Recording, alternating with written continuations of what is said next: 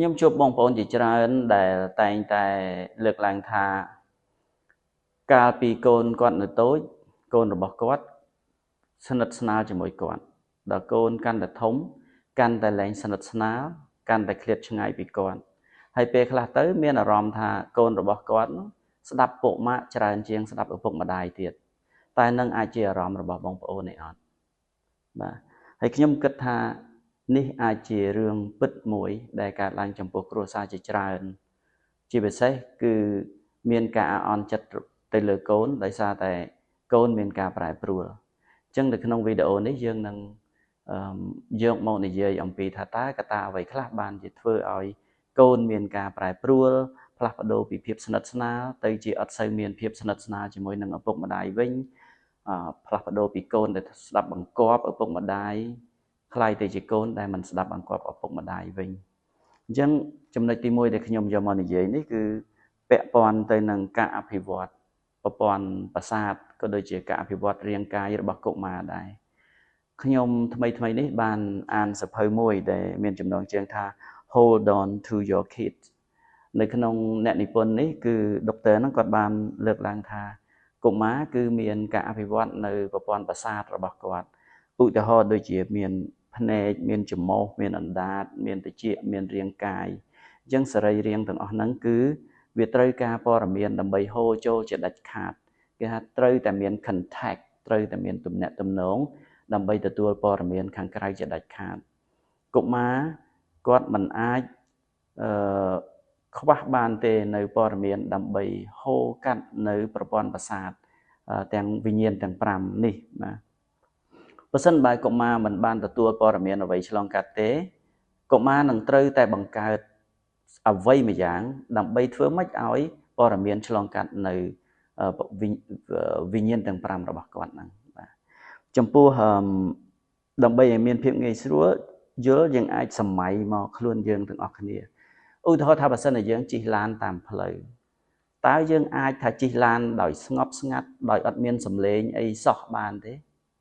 ឬក៏ថាតើយើងអាចនៅក្នុងបន្ទប់ណាមួយដែលក្នុងបន្ទប់ហ្នឹងស្ងាត់អត់មានអ្វីសោះបានទេ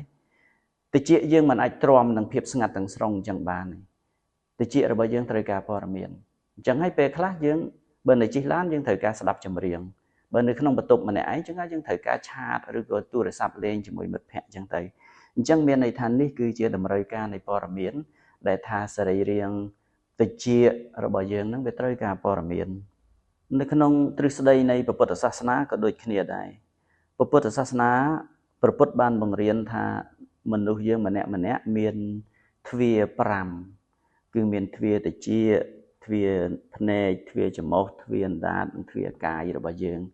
គេមានឈ្មោះមួយហៅថាបញ្ចទ្វារហើយទ្វារទាំង5ទ្វារទាំង5ហ្នឹងគឺវាតែងតែត្រូវការនៅភាពប៉ះខ្ទប់មួយនៅក្នុងពុទ្ធសាសនាគេមានពាក្យមួយគេហៅថាភាសៈហ្នឹងមានន័យថាគឺជា contact អង់គ្លេសគឺ contact ឬក៏អ្វីដែលវាត្រូវភ្ជាប់ត្រូវប៉ះខ្ទប់ជាមួយនឹងអ្វីនៅខាងក្រៅឧទាហរណ៍ថាភ្នែករបស់យើងវាត្រូវការមានការប៉ះខ្ទប់ជាមួយនឹងរូបភាពនៅខាងក្រៅត្រចៀករបស់យើងក៏ត្រូវការការប៉ះខ្ទប់នៅព័ត៌មាននៅសម្លេងពីខាងក្រៅដែរអញ្ចឹងវាមិនអាចយើងជាមនុស្សយើងមិនអាចរស់នៅដែលមិនមានការប៉ះខ្ទប់ឬក៏មិនអាចមានភាសៈនឹងបានទេវាជាអាហារដែរដែលក្នុងន័យពុទ្ធគេហៅថាជាភាសៈអាហារឬក៏គេអានថាភាសាហារបាទអញ្ចឹងវាជាការចាំបាច់ណាស់វាត្រូវតែមានដូច្នេះមានន័យថាទាំងទ្រឹស្ដីនៃការអប់រំតាមបែបវិទ្យាសាស្ត្រទាំងការអប់រំតាមបែបពុទ្ធសាសនាគឺមនុស្សម្នាក់ត្រូវតែមាននៅការប៉ះខ្ទប់នៅការតាក់ទងនៅលំហូរព័ត៌មានទៅតាមទ្វារទាំងអស់នេះទៅតាមទ្វារទាំង5ចូលមកក្នុងខ្លួនយើងដែលឡែកកុមារក៏អញ្ចឹងដែរកុមារកើតមកជាមនុស្សកុមារត្រូវការនៅព័ត៌មានត្រូវការមើលឃើញត្រូវការមានហិតក្លិនត្រូវការស្ដាប់ឮដូច្នេះកុមារត្រូវតែរាវរកនៅការប៉ះខ្ទប់ទាំងអស់ហ្នឹងបាទកុមារដាច់ខាតត្រូវតែមាននេះគឺជាចំណុចទី1ចំណុចទី2ដែលខ្ញុំចង់យកមកនិយាយគឺចង់និយាយថាកុមារត្រូវការមានក្រុមកុមារត្រូវ mình chọn khai tới chia mình được ai cao thế nhưng sớm mai mới xong bây tại sát cái đấy sát tay tại miền còng đài chỉ vốn cũng mà có trời ca miền kia chỉ còng đàiในขนมการประสายแต่ตรงในขนมการลุดลอរបស់គាត់ហើយម្យ៉ាងទៀតនេះក៏ជាមโนសញ្ចេតនាគេហៅថាជាអារម្មណ៍មួយថាគាត់គឺជាមនុស្សដែលមានក្រុមជាមនុស្សដែលមានសមាជិកនៅក្នុងបណ្ដុំណាមួយអាហ្នឹងអង់គ្លេសគេហៅថា the sense of belonging កុមារត្រូវការ sense of belonging គឺអារម្មណ៍ថាគាត់គឺជាសមាជិកនៃក្រុមណាមួយអញ្ចឹងជាធម្មតាមនុស្សតែងតែចង់ធ្វើជាក្រុមណាមួយមិនថាតែក្មេងទេសូម្បីតែមនុស្សចាស់ក៏ដោយក៏ត្រូវការមានអារម្មណ៍ថាជាសមាជិកនៃក្រុមណាមួយដែរអញ្ចឹងយើងមិនថាក្មេងទេសូម្បីតែមនុស្សចាស់ក៏តែងតែមានក្រុមក្រុមអ្នកហាត់ប្រាណក្រុមអ្នកលេងកីឡាក្រុមអ្នកធ្វើនេះក្រុមអ្នកធ្វើនោះមនុស្សតែងតែមានក្រុមអញ្ចឹងកុមារក៏ដោយគាត់ត្រូវការមានក្រុមត្រូវការមាន sense of belonging របស់គាត់ដែរអញ្ចឹងសួរថាតើវាសំខាន់ទេដែលត្រូវការមានក្រុមត្រូវការខ្សែគប់ជាការពិតវាជាការសំខាន់ណាស់កុមារត្រូវតែមានការខ្សែគប់ត្រូវតែមានការចងជាក្រុមរបស់គាត់ពីព្រោះថាកុមារគាត់មិនទាន់មានការលូតលាស់គ្រប់គ្រាន់នៅក្នុងការសម្រេចចិត្តដោយខ្លួនឯងទេ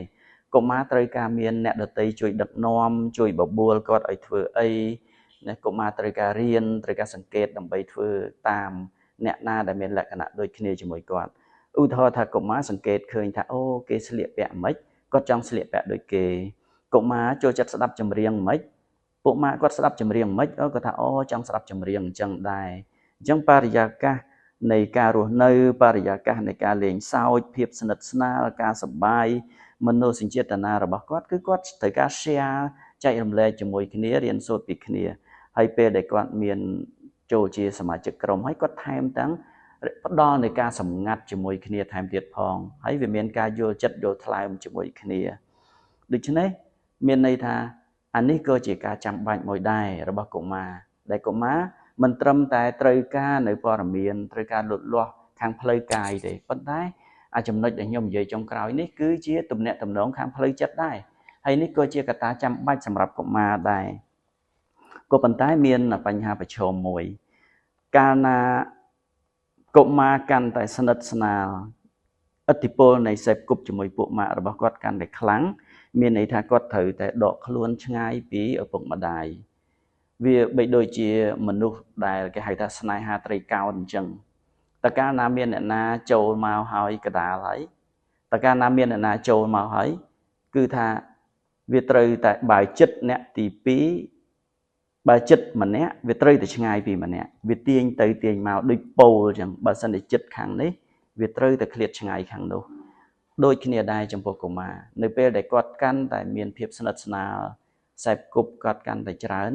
ដាច់ខាតគាត់ត្រូវតែថយចុះនៅទំនាក់ទំនងភាពស្និទ្ធស្នាល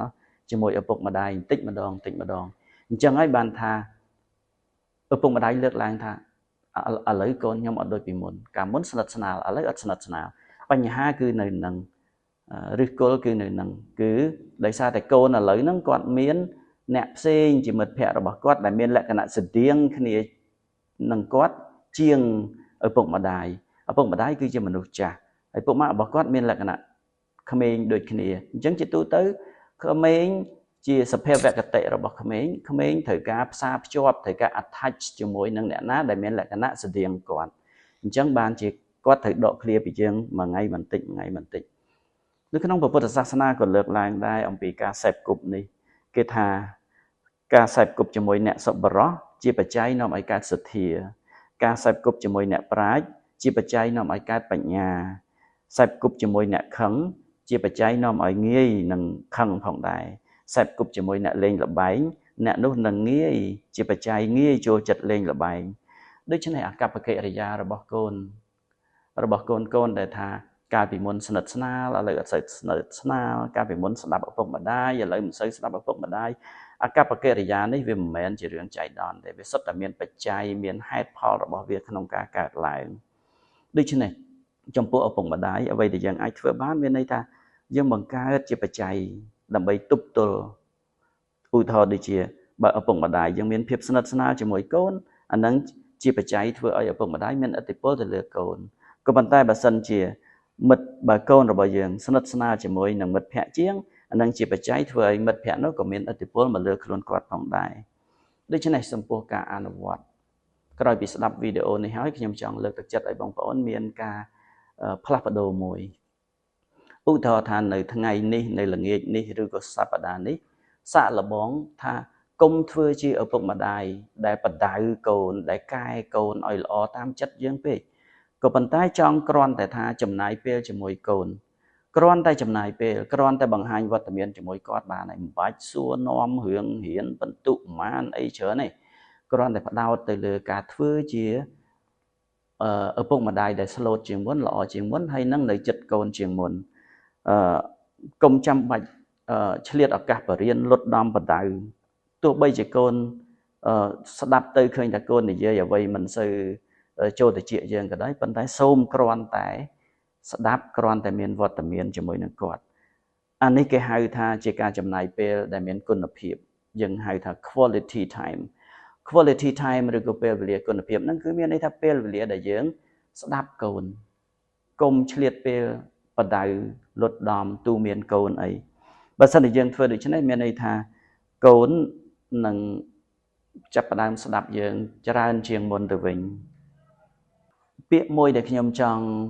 យកមកចែករំលែកបងប្អូនគេហៅថាឧបនិស្ស័យអញ្ចឹងយើងត្រូវបង្កើតឧបនិស្ស័យឬក៏ភាពស្និទ្ធស្នាលជាមួយកូនឲ្យបានច្រើនពាក្យនេះគេហៅថាឧបនិស្សយបច្ច័យប្រសិនបើយើងបង្កភាពស្និទ្ធស្នាលជាមួយកូនជាប្រចាំជាប្រក្រតី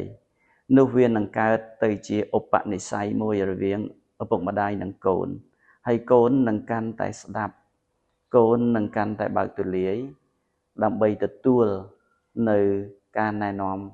របស់ឪពុកម្ដាយក៏ប៉ុន្តែនៅក្នុងពេលនេះយើងកុំទាន់ខ្វល់ខ្វាយនឹងការបដៅកូនក្រោយពីស្ដាប់វីដេអូនេះខ្ញុំគ្រាន់តែចង់ឲ្យបងប្អូនផ្លាស់ប្ដូរនៅទម្លាប់បដៅទៅជាទម្លាប់នៃការស្ដាប់កូនវិញម្ដងបាទសូមអរគុណ